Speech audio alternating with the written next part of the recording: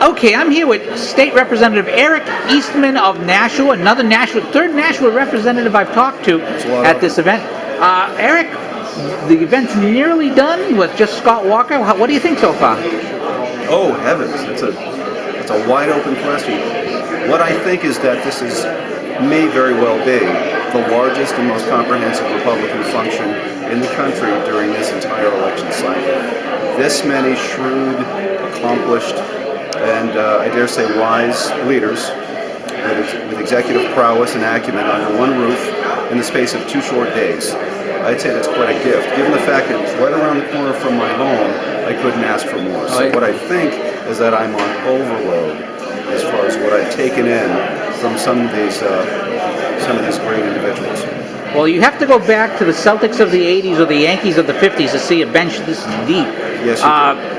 As a person who has to decide who they want to support, with such a huge field, is it making things very complicated for you? It's, I don't know if necessarily if complicated is the word I would choose to describe it, although yes, I agree, the issues themselves can be terribly complex. And I love hearing everybody's take on them, because they're issues that affect us all. But is it making it more difficult for me to pick my horse in the race? Yes, it is. Exceedingly so. I thought it was going to be easy. It isn't. Now, as a state representative in New Hampshire, and with 11 or 12 campaigns, or potential campaigns or more, all wanting to try and build a ground game, you and your fellow representatives must be some of the most popular people in the state with these guys right now. Are they all soliciting you at this point? Short answer, yes. All right. I'm not asking for details, just asking about that.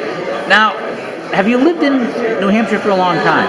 A very long time. As a matter of fact, I graduated high school next town over, the town of Hollis, New Hampshire. I'm very proud of that. This is my home stomping ground, if you will. So you're used to, as a New Hampshire resident, of seeing presidential candidates come in over and over again.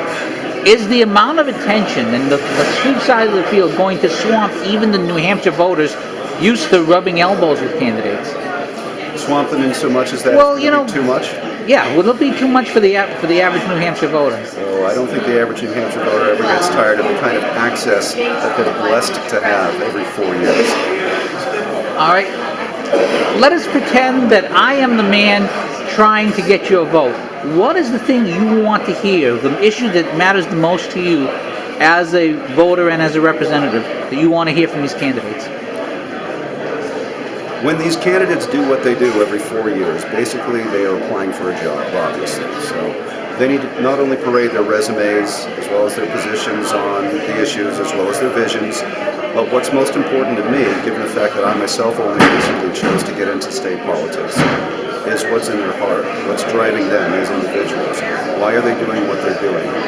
What personally is it that's giving them, shall we say, skin in the game? They care about their family's future, they care about their town, their state, what have you. I want to know what drives an individual to do what they're doing.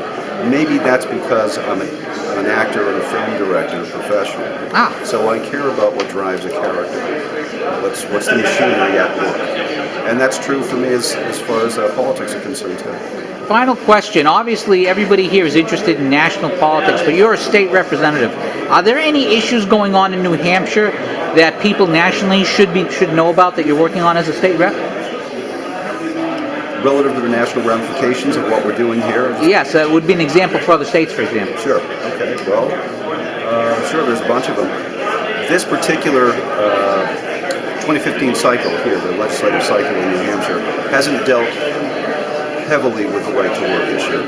This is just one example of many, but that particular issue is resonated all over the country. Different states have a different take on how to manage that open question as to whether or not employers deserve the right to choose to employ individuals who aren't necessarily compelled to join a union and to pay dues to a union. Now, it can be a divisive issue. I understand that there are some very cogent arguments on both sides, but that, by way of example, is one particular issue that I think resonates with just about everybody. All right, Representative Eastman of Nashua, thank you so much for your time. Thank you.